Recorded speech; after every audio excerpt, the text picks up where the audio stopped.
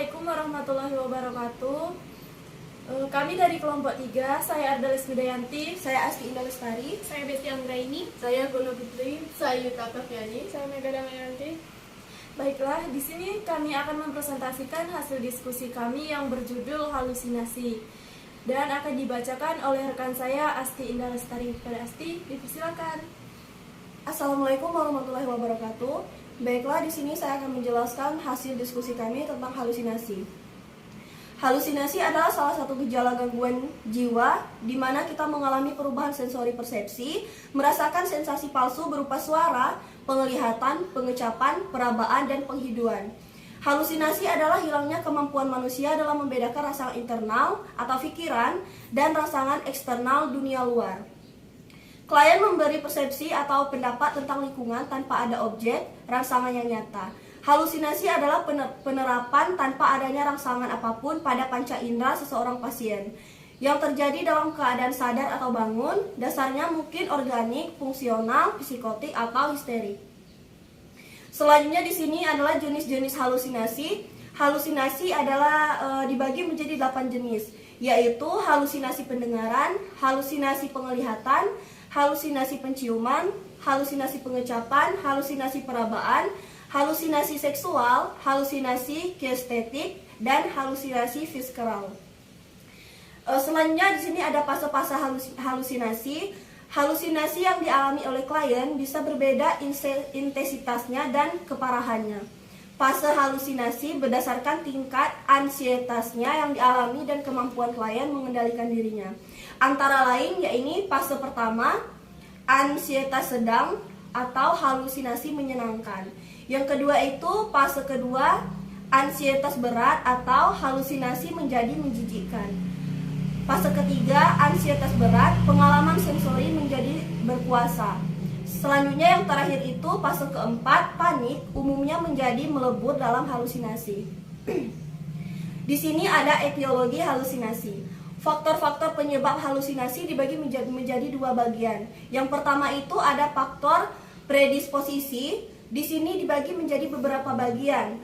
Ada 4 bagian: faktor perkembangan, faktor sosiokultural, faktor biokimia, dan faktor psikologis. Selanjutnya di sini ada faktor yang kedua, yaitu faktor presipitasi. Dibagi menjadi 5 bagian: dimensi fisik, dimensi emosional, dimensi intelektual, dimensi sosial, dan dimensi spiritual. Di sini adapun akibat halusinasi. Akibat dari halusinasi adalah risiko mencederai diri, orang lain, dan lingkungan. Diakibatkan karena klien berada di bawah halusinasinya dan meminta dia untuk melakukan sesuatu hal di luar kesadarannya. Baiklah, adapun manifestasi klinis. Yang pertama itu bicara sendiri, ketawa sendiri, senyum sendiri. Yang kedua, menggerakkan bibir tanpa suara. Yang ketiga, pergerakan mata yang cepat. Yang kelima, berusaha untuk menghindari orang lain. Yang keenam, perilaku panik. Yang ketujuh, curiga dan bermusuhan. Yang kedelapan itu ekspresi muka tegang. Yang kesembilan, ekspresi muka tegang, tampak tremor dan berkeringat, mudah tersinggung, jengkel dan marah, perhatian dengan lingkungan yang kurang, tidak dapat membedakan realita, bertindak merusak diri, lingkungan dan orang lain, dan yang terakhir, rentan perhatiannya yang beberapa detik atau menit. Di sini ada tanda dan gejala halusinasi. Ada 5 tanda. Yang pertama itu halusinasi pendengaran, halusinasi penglihatan, halusinasi penghidupan, halusinasi pengecapan, dan halusinasi perabaan. Adapun penata laksanaannya, psikofarmakoterapi, gejala halusinasi sebagai salah satu gejala psikotik biasanya diatasi dengan menggunakan obat-obatan antipsikotik. Yang kedua itu psikoterapi. Terapi ejang listrik adalah pengobatan untuk menimbulkan kejang grand mal secara artifisial dengan melewatkan aliran listrik melalui elektrod yang dipasang pada suatu atau 2 temples.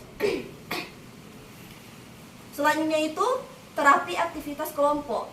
dibagi menjadi dua, yaitu terapi aktivitas kelompok stimulus kognitif atau persepsi dan terapi aktivitas stimulus sensori. Selanjutnya itu ada terapi aktivitas rehabilitas, terapi kerja untuk mendorong penderita bergaul lagi dengan orang lain. Itulah mungkin presentasi yang dapat saya jelaskan. Lebih dan kurangnya saya mohon maaf. Baiklah, itulah tadi hasil presentasi dari kelompok kami. Lebih dan kurang kami mohon maaf. Saya akhiri, wabillahi taufiq wal hidayah. Wassalamualaikum warahmatullahi wabarakatuh.